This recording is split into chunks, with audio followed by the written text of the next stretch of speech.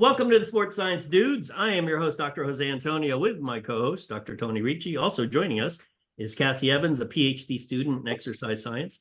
You can find our podcast on Spotify, YouTube, Apple Podcasts, and Rumble.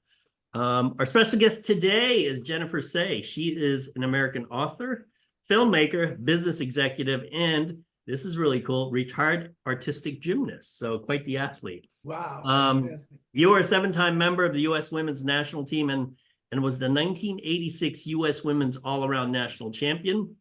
Your first memoir, Chalked Up, was released in 2008 and detailed abuse in the sport of gymnastics. Sey also produced a 2020 Emmy Award-winning documentary film, Athlete A, on Netflix. Make sure you catch that. Yeah. Which connected the crimes of Larry Nassar to the broader abuses in the Olympic movement. She began working at Levi Strauss & Company in 1999, rising to chief marketing officer and then brand president. She was named one of Billboard's most powerful people in music and fashion in 2016 and was twice named to Forbes' most influential CMO list in 2019 and 2020. However, we are here to talk about, we'll talk a little bit about sports physiology, but I really want you to tell a little bit about your story and how you came up with, I got to put the head on, XXXY Athletics. Super cool logo. Looks good. Thanks.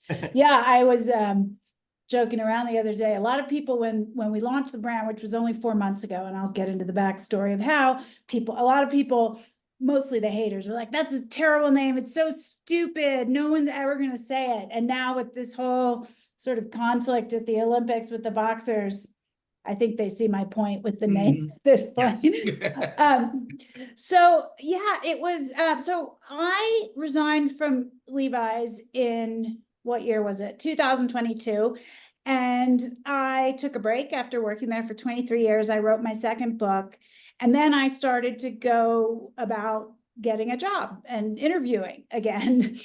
Which I hadn't done in a really long time because I'd worked at Levi's for 23 years, although I did interview, of course, sometimes when I was there. But I found, so I had been very outspoken during COVID about the need for public schools to be open. And that was very controversial, as you might remember. Wait, backtrack. You were living in what state? California. I was in California. You were in California. Yeah, we were in Florida, so it was a lot different. Yeah, you weren't. I was not only in California, I was in San Francisco. So sort of like the epicenter of nuttiness. We'll stay home forever if that's what is required, and we'll put 4 masks on our 2-year-old if you tell me to. So I was very outspoken, and as I went about interviewing for jobs in 2023 for CEOs and big jobs like that, people would ask me, well, will you apologize for what you did? Meaning advocate for open schools. This is 2023 at this point. So it's pretty clear, and the unanimous agreement, even in the New York Times, is the schools should not have been closed for 19 months in places like California. And I said, excuse me, apologize for what? I was right about everything. And I just realized I could not go to work in an established corporate structure and, sign away my voice. And so I started to brainstorm about what I was going to do next, because I have to work. I have 4 children. I'm the breadwinner in my family. I'm not in a position to not work financially. So I started to just sort of brainstorm, and I thought there was an opportunity to create an apparel brand for the people out there who feel so kind of pushed away by all the, I'm going to use this word for lack of a better one, but all the kind of woke antics of all the apparel brands out there. They all seem to sort of be very disdainful of basically half of America. And I talked with a friend, and we came up with this idea that seemed just like the perfect combination of, my background as an elite athlete, a leader of one of the most beloved brands in the world. So I know how to create a brand that resonates and great product, and my willingness to say true but uncomfortable things. So we came up with the idea together for XXXY Athletics, which is the only athletic brand to stand up for the protection of women's sports. Love that. Yeah, the irony of this is, as we were mentioning offline, is that both myself and Tony, we've been teaching probably for 30 years. I've been teaching physiology since God, since when? Since Ronald Reagan was president, I think. So it's been a long time.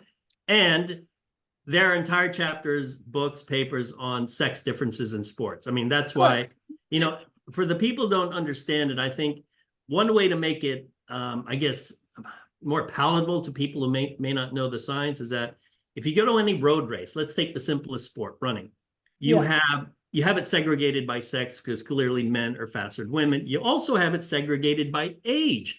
Young people are faster than old people. And then you get into sports that have weight classes, weightlifting, boxing, wrestling. It's segregated by weight class. So clearly we need these distinctions to separate big from small, old from young, and then male from female. However, the part, and I don't even know when this started. I mean, it just, I don't know if it was like this slow trickle, like, people think men and women are the same. That's weird. And then it was like a snowball effect to the point where, wait a minute, there's actually a lot of people who think this. And I'm not sure when that happened, but it was like, I think when did it happen? Well, it started, I think, in the early 2010s, and that's when you really started to see this explosion of what they call rapid onset gender dysphoria. And you just had increases by, 100, 200, 1,000% of young people saying that they were born in the wrong body and that they're actually male or female. So it started in the early 2010s. And then I would say in the last like 4 to 5 years, it's just become kind of mainstream to parrot the point that trans women are women. I can't define what a woman is. I'm not a biologist. If somebody says they're a woman, they're a woman. That is in the ether now. I mean, Ketanji Brown Jackson, the Supreme Court Justice, is the one who said, I can't define a woman. I'm not a biologist. Yeah, me neither. I can define a woman. So it's like all the insight, knowledge, just the most basic truth we knew to be true since the beginning of time is now like, you're a moron if you think that, right? It's so much more complicated than that. And you guys are the scientists. I don't think it is actually that much more complicated. I think we're making something complicated that isn't. And, if this complicated thing was now reality, where's the scientific study that says this? Where's the Nobel Prize for the scientists that determined that, your sex is what you say it is, not what you're born with? It's just the most absurd and ridiculous time. And I think you're right that it like snuck up slowly and we conceded on points to be nice, language. We used terms like cis, and then we used terms, all this language, it crept up on us. And now here we are, and you can't unwind it because not me, but collectively, the culture has said, well, trans women are women. If you say you're a woman, you're a woman. Well, if trans women are women, if you say you're a woman, then this is what you get. How can you then say that males cannot compete in women's sports? You've already said trans women are women. And I know the boxers aren't trans in the Olympics. I know that, but that concept of you are what you say you are comes from the gender ideology movement. And you're right, it was slowly and then all at once. And that's why I have no patience for the language games anymore and will not play them at all.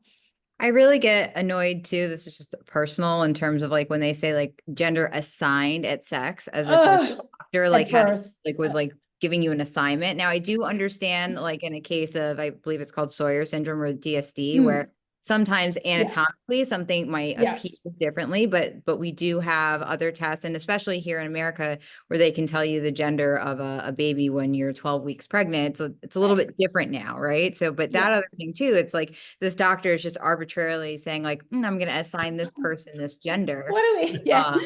And I know, really it's absurd. Discredits a lot of people. And then we're also giving power to children to make a decision before they're 12, which, so many other things you're not allowed to do before you're 18. So many other things like borderline personality disorder, which cannot be diagnosed until they're 18. Oh, interesting. Personality is not fully developed. In most cases, there's always going to be an exception to the rule. typically you wait until their personality is fully developed, which is generally 18. So now all of a sudden we have younger kids that might be really stressed. COVID, I'm sure numbers increase stress and anxiety. And maybe this is, you know, they saw a friend do it, it's a coping mechanism. But like you said, it's gotten us to the situation now where like everything is so jumbled. And then I feel like as a female, Yeah. now I'm kind of back at square one in terms of, you know, is it Well, fair for me to compete? Well, and for women, it's like everyone, okay, so trans women compete in women's, people with DSDs like Swires, which is more complicated, I think, than some of the others, because you actually have XY chromosomes and you actually have female internal organs, is my understanding. You might have a uterus, for instance, whereas that 5 ARD, that is not the case. You're XY with underdeveloped genitalia. Why I know all this is really, I wish I didn't know all this. But basically everybody gets to compete in women's sports. So trans women, people with males with DSDs, women who are non-binary, they're not female, they're non-binary, they get to, or they might even be claiming to be male, but they compete in women's too. Women, so basically everybody competes in women. Women's is the open category now, and men's is just for men. And it should be literally the exact opposite, that the female category should be for XX only, and the men's category should be open or could be open, which I believe technically it is in most instances. You know, your example about running and the different categories, you know, in gymnastics, my sport, it's not even the same sport. Like the events for men are literally different. They have 6 events and they're designed for upper body strength essentially, whereas the women's events were more designed around grace and flexibility. Although at this point, the sport is about sheer power in women's as well, but they don't do rings, for instance. Women. Right, or the pommel horse, right? Yeah, so there was upper, right. Yeah. And I don't see men doing like balance beam. I don't believe so. I mean, everyone I think does vault, but they don't do uneven bars. They just do high bar. No, men have high bar and parallel bars. Women do uneven bars. They both do vault. They both do floor, but men don't have music on floor. I'm sure men do rings, pommel horse. Yeah, they have 6 events and women only have 4. Let me ask you this. First, a short story. My wife is a competitive master cyclist. And ironically, she used to be a competitive runner, but injuries and whatnot.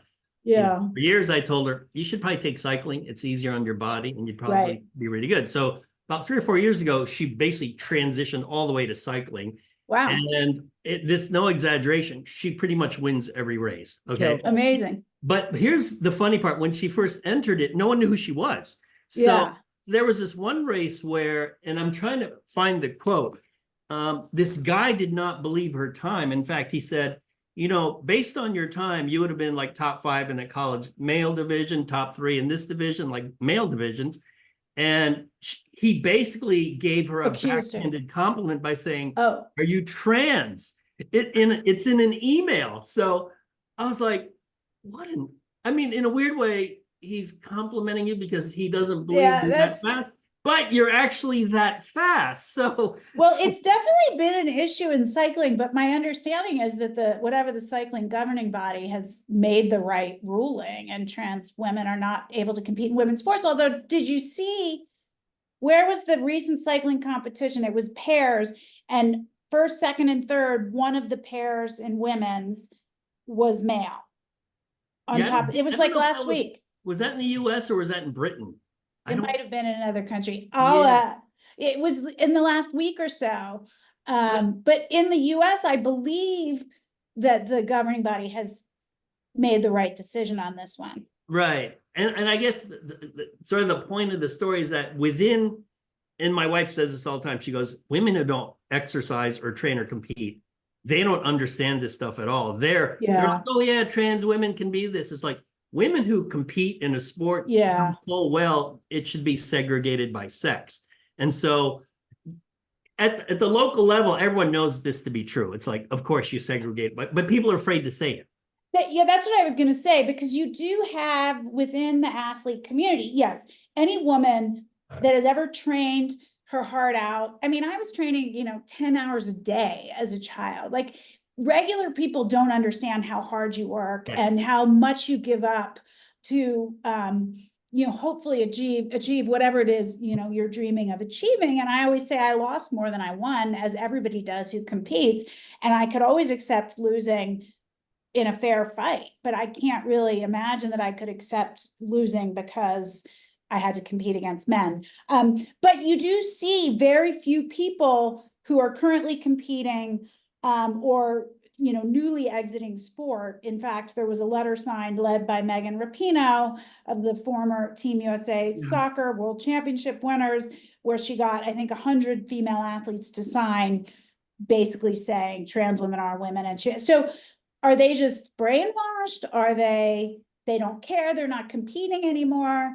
I think some of them really believe it. Or they're taking a political stance, maybe. But it's also so let's say there is a small fraction of people that really do believe it. It is really small compared to the amount of women that are actually competing in women's sports. And so when you look at like how much harm are we doing? Do we just disregard 98% of the population for 2%? I do think that there's not really a fun answer in terms of like, okay, I do believe that strictly XX women should compete in women's sports.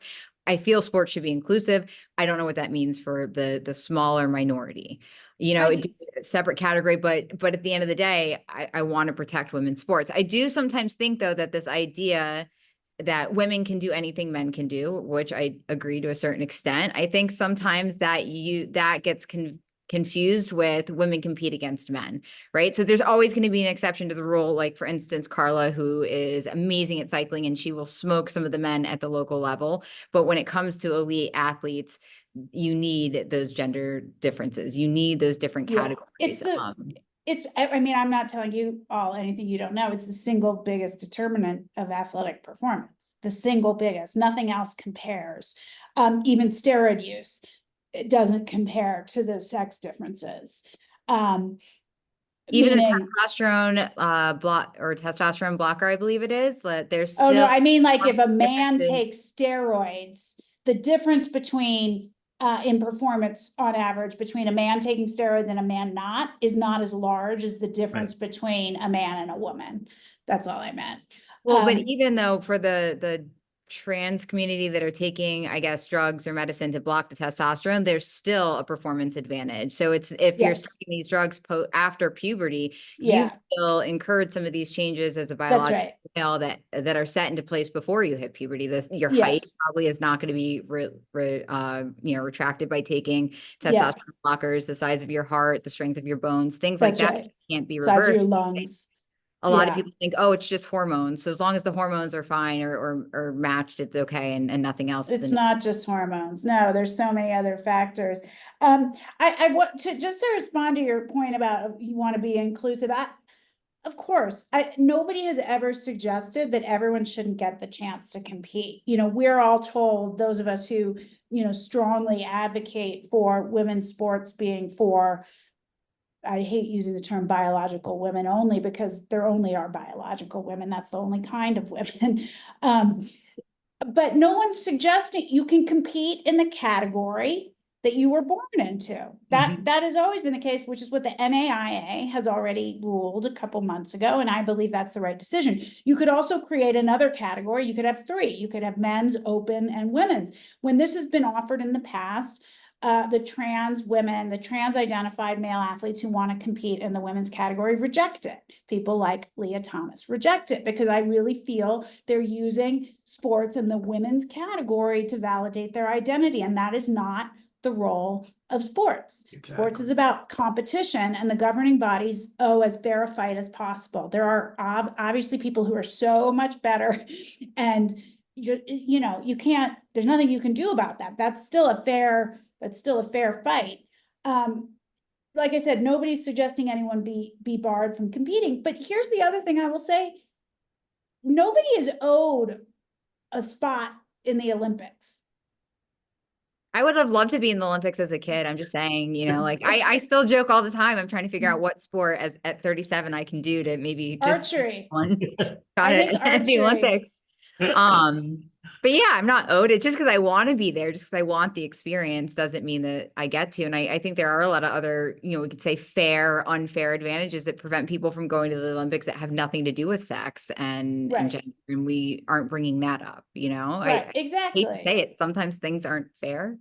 They're not. Sometimes it's not fair. A lot of people, I'm sure, would like to play in the NBA and they're 5'4", and it's not going to happen. Like, tough shit. I don't know what to say. It's just the way it is. But anyway, yeah, complicated. It shouldn't be complicated, though. It I really shouldn't believe be, it's no. not Yeah. complicated. Yeah, I think some people find, like when you talk about sex differences in athletic performance, a lot of people misconstrue that as sort of an affront to them personally when you're just stating a fact. And I put together, this is a talk I gave a while back looking at, I always look at track because it's the easy sport to get numbers on. There are numbers yeah. on men and women going back God knows how many years. And basically in track, and we could deal with field events later. If you look at distances from the 100-meter dash all the way to the, let's say 10,000, because that's the longest distance on a track, there's a consistent 10% difference between the Right. best men and the best women. Yeah. However, the best women, I always tell people, the best women can beat almost every man in the world. Yeah. But they just Right. can't beat the best men in the world. And so I think people think it's not an insult to the best women. It's just that men and women are different. And then the other thing is, and this is where the idea why testosterone, it's not just testosterone, because if a male goes through puberty, those differences post-puberty, you can't reverse just by blocking testosterone.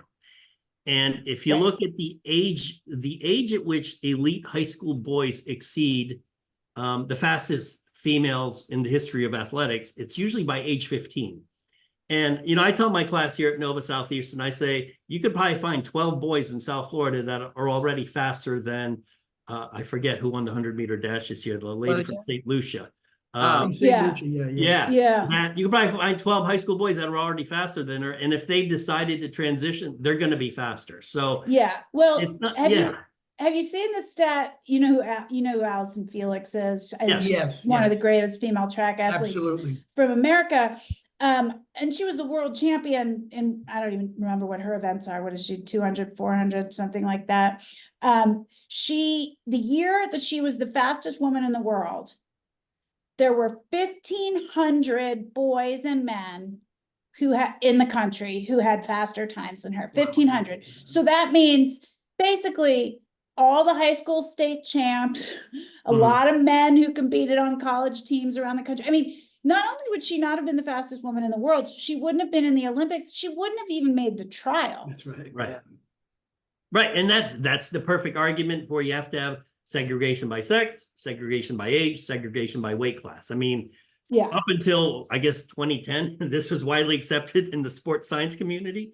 However, I will say most people in sports science are either afraid to say anything or in private, they're like, well, of course you're right. We know you're right. But what do they say about why they're afraid? I mean, what do your peers say about it? Every word that ends with phobic, they're called. Yeah. Well, yeah. Yeah. And so I mean, that's true. So I like, get called why should I that. waste my time defending science when there's not really a conversation that makes any sense? It becomes name calling, and it's like, well, how can I converse with you if you're just going to call me transphobic or whatever phobic call? So it's kind of sad that there's it's true. I feel like we have to do it. We have to do it. We have to stand up anyway, because it's literally defending basic truth. And if we let untruths take over, I mean, what kind of world are we living in then?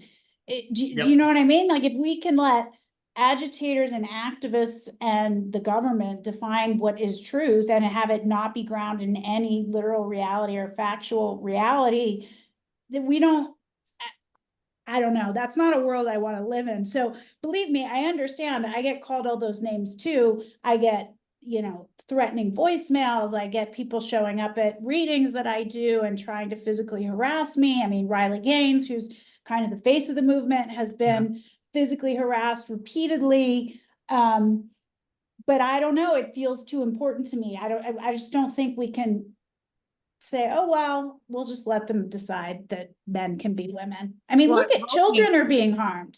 Yeah, I'm hoping it's coming to a point now where people are no longer afraid to, or more afraid of the outcome than they are of speaking up. You know, I think in the beginning, I know for me, like, especially my first year teaching, I was a little hesitant, but now I don't care because I just say it's Yeah. not a moral designation. Being different is not bad. It's just Yeah. different. And these are things that have been around forever. And there's a lot of different, we can look at it just not in, you know, sports, but like in terms of like personality traits. There will always be an anomaly. There'll always be an exception to the rule. But like in terms of like statistically speaking, men tend to be, you know, maybe better, I think, at like negotiating skills, whereas like women tend to be more empathetic and tend to be better at like nurturing skills. It doesn't mean that a man can't be nurturing, but it's just those biological differences even affect our personality traits. And I think it's very strange to ignore that. Will there always be, like I said, somebody that, you know, doesn't fit that typical mold? Of course, you know, but that doesn't mean we disregard everything else. Yeah, I mean, I think you raise a good point because women do tend to be, you know, rank higher on traits like empathy. And I actually believe our empathy is being weaponized against us in this instance because, no, we don't want to be mean. We don't want to exclude anyone. We don't want to be called a bigot. We don't want to be told we're being hateful. I mean, my husband doesn't care. And he's atypical even as a man, where it just sort of rolls right off him. I've never seen anything like it. It's amazing. And he'll say to me, why do you care that you're being called these names? It's not true. So why do you care? And I've gotten much better at not caring, but I think generally women do. And I want to build bridges and I want to be inclusive and I want to be nice. But I'm not going to be nice at my own expense. Yeah, and the empathy is a one-way street, though, Jennifer. I mean, that's right. Because, for example, I do have empathy for the young swimmer female whose mom got up at 4 o'clock in the morning for 10 years, brought her to practice, right? She got there, did the best she could, worked day in and day out. But the problem they have is they've also cornered the empathy. Yeah. Right? The empathy only goes one way. It goes to the athlete that maybe potentially has transitioned, and now you're excluding them. But there's zero empathy for the young woman or girl who's worked her tail off for 10 years, who got up at 4 o'clock in the morning to be or the best gymnast or one of the best swimmers in the world. And that's another thing. Outside of the names, they're very good, some people, at cornering the market on any type of emotion, any type of nomenclature, or any type of position, right? My empathy is for the young woman who got up and swam her tail off for 12 years and now is potentially being excluded. Yeah, my empathy is for the Italian boxer who got punched in the head by a male. I have a lot of empathy for her. And I recognize that male is not trans. He has a DSD. And I understand, or I can glean from the story and what's being shared, that he probably believed he was female up until puberty. At a certain point, that probably became clear that it was not true. I don't have empathy for getting into a ring and beating the shit out of a woman once you know that. I don't. You know, and I know, go ahead. Oh, I was gonna say, did the world champion or a different governing body other than the IOC, I think, barred that particular athlete from also competing? The IAB, I think it's called. And then boxing, someone from IAB made a statement this morning confirming XY chromosomes having failed the sex eligibility test. And the IOC has taken authority away from the IAB to govern boxing internationally and at the Olympics. Which is actually kind of crazy because one of their statements in the framework is that they say that they're not actually in a position to, let me look at it, issue regulations to define eligibility criteria for every sport or event across the different jurisdictions. So they actually say that we don't have that. And then in this particular case, they go ahead and do that. And to me, that's kind of strange. Well, it's interesting. I have been reading a ton on this and trying to understand why, because for the other sports, you know, World Aquatics governs swimming. I can't remember what they call running. the global governing body. But in gymnastics, it's FIG, like it's the individual sport governing body. But in this particular instance, the IOC snatched back governance. Now they're claiming it's because the IAB is corrupt, which is really something coming from the IOC, who has been charged and found guilty of corruption on, more fingers than I have on my two hands. So, I don't know why they did, and I believe it's the only instance in the only sport they're governing directly. Yeah. Well, there is an instance of Castor who ran, That's right. DSD, I think the same one, the Five. swag. Yeah, no, it's 5. Is it ARD, 5 ARD or 5 ARD? How do you say it? It's not Swires. He's fathered 2 children. Okay, that I'm not quite sure the correct pronunciation, but it is interesting that the IOC governed differently. I mean, granted, this was a long time ago. This was before, maybe some of the nomenclature that we use today, before some of the people Yes. have come out against or for trans in sports. But it's just interesting to see them do kind of the opposite of what they did. But see, first of all, Castor has kept his medals, so has kept all the medals. And I think one of the races in one of the Olympics, or maybe it was Worlds, it was literally 3 D males on the platform. Yeah, top gold, 3 won. silver, bronze, top 3. But it's not the IOC that governed. It was the World Running Organization, led by Sebastian Coe, who made the call. So Castor's been permitted to keep the medals, but going forward, I don't know why I can't remember the name of the global governing body, but it's the running. International Track Federation. No, it's called like World Athletics or something like that. It doesn't have running in it. I think it's called World Athletics. I can look it up. I have a phone. Anyway, but that's because the IOC didn't make the call. The weird thing about the IOC is they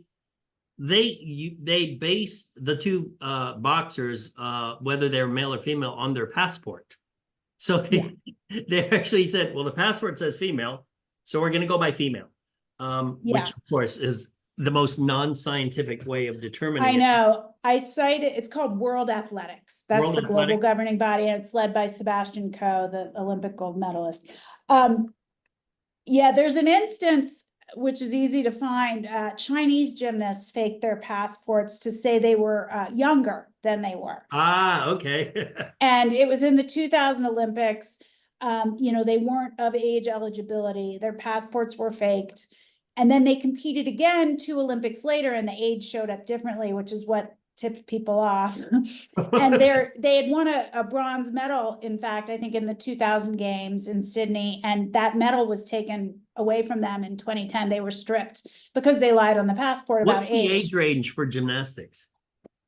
You know what? They change it all the time. It's either 15 or 16. And it was, I don't know what it was in that Olympics, but it toggles between 14 and 16. Now they lean older, 15, 16. And in fact, one of the gymnasts on the gold medal winning team in this Olympics was the youngest athlete at the games. She was 17. Okay. That's interesting. I wanted to just mention some of the, way back when dealing with trans athletes, so trans women, men identifying as women, that it would be a rarity that trans women, men identifying as women, would take the place of women in sports, when in fact, I guess Leah Thomas was the most famous, but it just started happening. And before you know it, I found out, and I don't know if these numbers are true, but it sounds correct. 93 times a girl was denied an individual relay championship. 52 times a girl was denied advancement to a championship meet. 11 times a girl lost a meet record. And this is in Connecticut. 23 girls who were denied a Connecticut State Open Team Championship. So there's happens a lot. It's happening a lot. There's over 700 instances in the last 5 years alone. It's accelerating for all the reasons we discussed. That's, instances of men taking a medal, a team berth, a scholarship, endorsement money away from a deserving female athlete. And it goes to, the whole, I guess in a way, the revision or rewriting of Title IX. And the whole point of Title IX was basically protect women's spaces. And obviously sports was one of them. So people are like, you know, the people who say, well, it doesn't happen enough to matter, but even if it happens once, there could be a female who wants to go to college, get a ride, full ride, half ride, whatever. And all a guy has to do is say, I'm a girl, and say, oh, by the way, scholarship's mine. And I guess I wish, you know, more female athletes would speak up. There's always a few, but at least at the ground level, like you said, I think women they're more empathetic. They want to get along. They don't want to create controversy. You know, your husband says, why do you give a shit about what people call you, you know? Well, it's hard when you're a young person in particular. And I do care. I mean, I'm getting much better at it.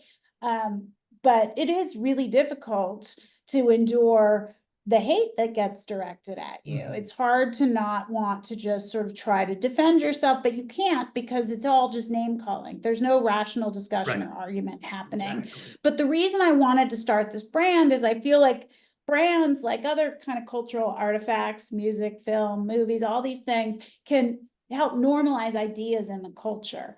If I could make a really cool brand, like I think brands had a lot to do with body positivity. I don't know if you guys remember the Dove campaign back in, I don't know, 2008. Now, I think the body positivity movement has jumped the shark, and we can talk about that if you want. Yeah. It's another instance of kind of denying material reality. Like healthy at any size that's not true. Right. That isn't true. You can be a wonderful person. You have value as a human. All of those things are true. But at a certain point, it is very unhealthy and it is not good for you. That framework definitely got totally misconstrued from what it originally was. And I think it actually morphed and even changed now. But the initial, like the very framework was just so, you know, and the healthcare setting that you weren't discriminated against per se for your weight, or you weren't simply told just lose weight because maybe overweight and had high cholesterol. You were actually said, okay, like these are things that contribute to high cholesterol. Besides that's an example, obviously. It had then, including with the founder, I think changed, morphed, and turned into something. Well, it became taken over by activists versus, you know, the science. I think, you know, within the culture, it was a positive thing to see women of varying shapes and sizes, and not to only view, you know, in the content we consume, view women who are, you know, 5'10" and 100 pounds. None of us look like that. None of us measure up. As somebody that was, you know, anorexic as a young person, more because of my sport than the media images, but seeing that was, I think, really helpful. And then over the course of 10 years, that whole movement just completely, I mean, I can't even imagine what it's like in medicine. You know, I mean, my father is a pediatrician. He's retired now. He's 81, but he told me towards the end of his career, you couldn't even raise it with a parent. You know, getting a child on a sort of healthier diet and exercise program, you couldn't. You would be called every name in the book, you know. What are your thoughts, you know, in terms of the body positivity movement? When guys talk amongst themselves, they're like, it's only women who buy into this. There's not a single guy who wants an obese male on the cover of Men's Health or Muscle and Fitness. Yet women readily, or well, they say they readily accept. I think maybe they say it in public, but in private, they're like, no, I don't want to look like that. On the cover of Cosmopolitan, you'll have an obese woman. And guys are like, you know what? There's not a single guy who would want that on the cover of Men's Health. So. Yeah. I don't know. The body positivity movement hasn't sort of, taken over the men's. There aren't really sort of. Well, I don't see it on a men's magazine. Like I have seen it in the women's industry. Or just the influencers. I mean, you have all of these sort of fat positive female influencers. You have women that, you know, go around in airports and getting on planes who are morbidly obese, and then they complain to the flight attendant. I mean, there's all these viral sort of social media videos, like body positive, fat positive influencers within, you know, the women's space. That's a huge thing. And I don't think it is in men's. I don't know. You're the men. You tell us why. Oh no, if Tony gets fat, I just tell Tony you're getting fat. And if I get fat, Tony's like, you're getting fat, buddy. So well, it might go back, it may potentially go back to the fact, you know, that our empathy isn't as high. Yeah, I was gonna say that. It is empathy that tries, and listen, it's a strong quality too. Let's not, it is, you know, it's a good quality, but I think under certain circumstances, maybe it needs to be just slightly checked. But guys don't have that much empathy for each other. But you know what? I guess you're right. It is a strong impulse, but it is so distorted right now. Correct. And my view is, look, it is not empathetic to talk about, my hometown, San Francisco. It is not empathetic to allow people to die on the streets who are mentally ill and drug addicted. But in very woke San Francisco, that's considered the empathetic view. And you are anti-homeless and like alt-right psychopath if you think that rather than handing out needles, we should be getting people into rehab or even prison. Like that's not an empathetic position. Or I'll go back to my COVID dissenting days. It was not an empathetic position to keep children locked at home for a year and a half. It was not an empathetic position to put 2 masks on a 2-year-old who's learning to speak. And yet that's how it was built. I mean, they're really good at the messaging that only, good, kind people wear 3 masks and lock their children at home and don't let them go outside. And the rest of us were evil monsters. So that empathy gets weaponized, as I said. But I think more often than not right now, it's billed as the empathetic position in all of these areas, but it's not in fact empathetic. It isn't kind to tell someone who weighs perhaps 600 pounds, can't walk very well anymore, and has all the markers, that come with that, whether it's cholesterol, diabetes, et cetera. It's not kind to say to that person, you're healthy at any size. I don't think that's kind. I think it's really interesting too, because I see it a lot in dietetics, is that some people are very quick to talk about the implications of being underweight and the hormonal disruptions that happen from being underweight and not having enough body fat. But then all of a sudden, when we do get into interesting. Yeah. the weight obese category, you can't say those certain things. And so to me, it just seems like, well, then, I'm favoring one side over the other. I think with anything, like any extreme is never going to be a good thing. But if we're going to mention the extreme on one thing and talk about that implication, then we have to talk about it on the other side too. Otherwise, we're doing people a disservice. I wonder, that's really interesting. Of course, that's the case. And I often compare, as a former anorexic as a teen to the trans ideology. As a child, an adolescent at 13 or 14, I believed if I weighed 75 pounds, all my problems would be solved. Well, no doctor in their right mind was going to say, we agree, here's some crystal meth and we'll staple your stomach. I mean, that's ridiculous. They would have. Well, it's a big thing that the eating disorder community to tell. And I think to a certain extent is a very positive thing to accept your body as is, right? And not try, especially for somebody like what you were describing on the anorexic and the things they eat small, and being okay with being in a quote unquote normal body. But here we have somebody, let's say that's the same age, it says like, I want to cut my breasts off because I don't think I need them. And we're like, go for it, I don't think I need.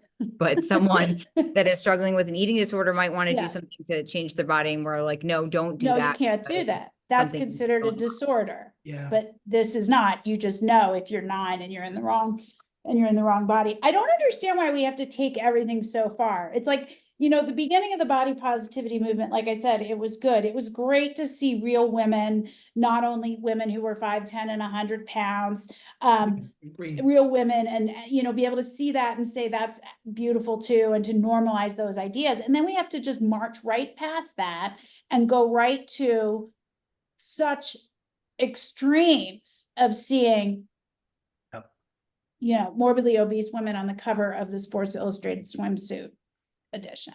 Yeah, I think what might be different in exercise and sports science versus, Cassie comes from a dietetics background initially, working with eating disorders, is that both Tony and I always frame things in terms of, are you going to perform better? Hey, if you can put on 10 pounds of fat and perform better, put on 10 pounds of fat, i.e. sumo wrestling. If putting on 10 pounds of fat makes you a slower wide receiver, guess what? Probably not guys, good. Yeah. Guys might not be the nicest to each other and say, hey, get your fat butt moving. You need to lose weight because you want to be faster.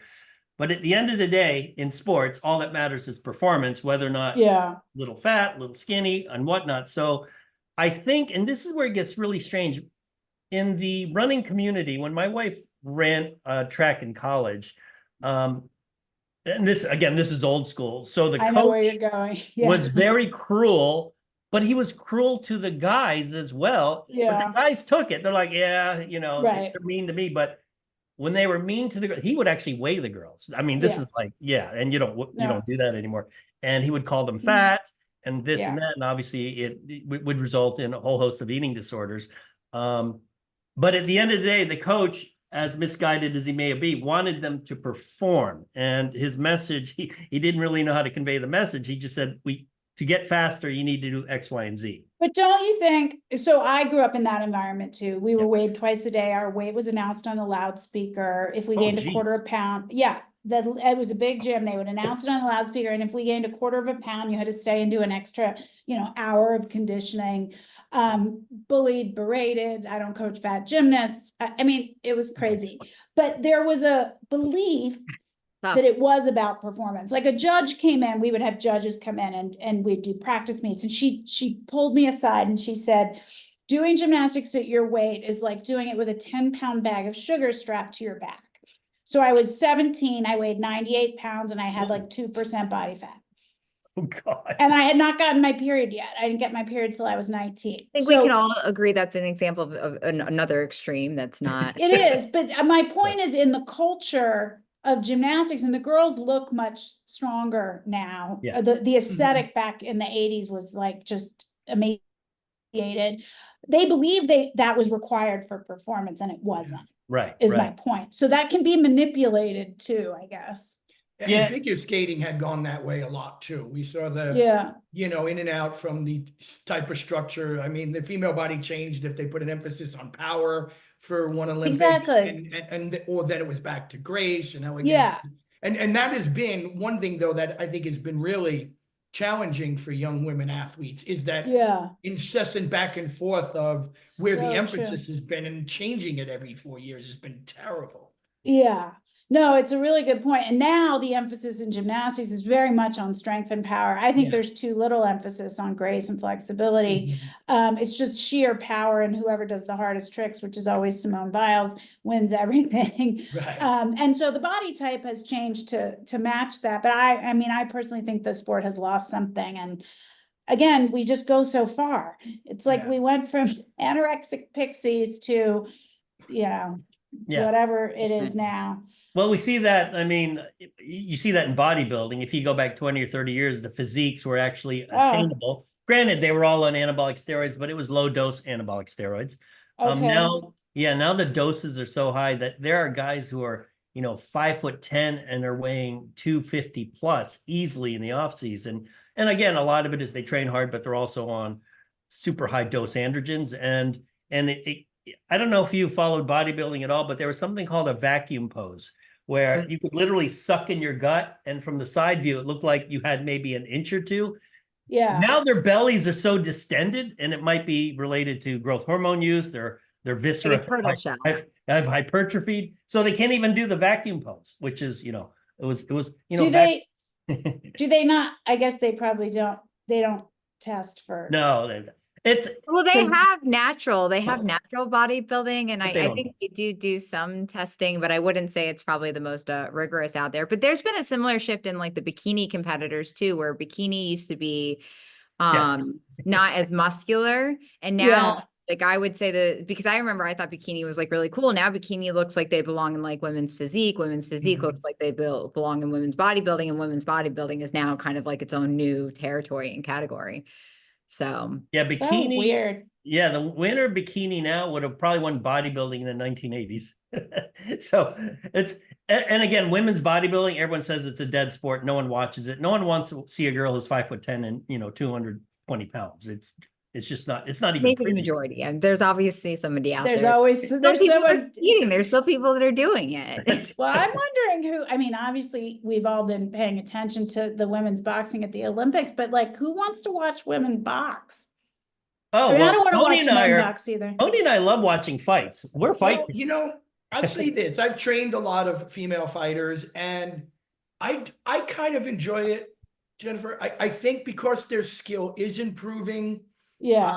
And they are getting better. And I will say this, I mean, they've come a long way to the point where they have presented their skills in a manner that, and advanced their skills where it can be enjoyable. And I'm happy about that. I'm very proud Yeah. that women's fighting has taken off in the UFC, for example. Yeah, There's it's some women huge. that have done a tremendous, like a Valentina and, you know, Amanda Nunez. These girls are really great athletes. And Yeah, they are, no doubt. you know, and I do enjoy it now because they have advanced it so far, and I'm Yeah. happy to see it. And you know, I'm biased in the sense where I've worked with so many female fighters, so I do enjoy it. That's right. But as a credit to them, they've come so far so fast. I think everyone's enjoying it now, and I think that's awesome for women. Yeah. Yeah. Yeah. Hey, Jennifer, we're running out of time, but Yep. sort of a fun question. You know, once an athlete, always an athlete. Need to know how you train today. What is your training regimen like? Well, first of all, my body is so broken. So I, you know, take that as the starting point. You know, it's funny you say that. Every highly competitive elite athlete seems to say that. It's their body's wrecked. Yeah, Well, it's a I lot mean, of wear and tear on the body, I would assume. gymnastics is brutal. It's It like is. I was just having lunch with a former Denver Bronco, and I told him I think football and gymnastics are the two worst. Like every retired football player I meet walks like I do, which is to say gingerly. And he said he thinks gymnastics is worse. I mean, I broke a lot of bones. I never let them heal. I went back too fast. So it's very difficult. And I'm 55. It's gotten a lot worse in the last 2 or 3 years. It's just accelerated. So I have an ankle that is basically just non-functional. I've been told I need to get a replacement, but of course, as I'm sure you all know, the ankle replacements are garbage. So the doctors tell me I need one, and then they tell me not to get it because they don't work very well. So what do? I walk a ton. I walk about 5 or 6 miles a day. Okay. And I have a spin bike, like a Peloton. I do that. And I stretch and lift light weights. That's it. But I stay fit. You know, you that's look enough. a heck of a lot younger than 55, so you're doing well there. Seriously, I thought Right. you were minus 20 years in that. Just quickly, I'm going to just butt in and say that female gymnastics is harder than football because essentially those young women are weight cutting the whole time. Seriously, Yeah, that's true. they're almost in caloric restriction the whole time. Now it's You changed are. now, but in your day, Jennifer, Oh, yeah. it was really brutal. It was terrible. These I young was women eating were 300 or bouncing 400 around calories. without eating anything, and that is really challenging. Yeah. That's exactly right. Yeah. do you get queries from current gymnasts about how to eat, mistakes you may have made in terms of how they can avoid it and things like that? Not anymore. You know, I wrote a book called Chalked Up in 2008, which was, like I said, about the abuse in gymnastics, the abuse of training culture. And I used to get a ton of messages about, is this okay? My coach does not outright sexual abuse, but what I would call severe emotional and physical abuse. But they're trained to think that that's normal and that's tough coaching. So I would get a lot of notes asking, is this abuse? Or even from retired gymnasts who still struggled with the fact that they'd been severely emotionally and physically abused, but still hadn't kind of recognized it as such. So they would write to ask me, you know, my thoughts, more about that kind of stuff. Okay. Well, obviously you're a wealth of knowledge. We're out of time. I want to thank you for coming on the Sports Science News, and I'm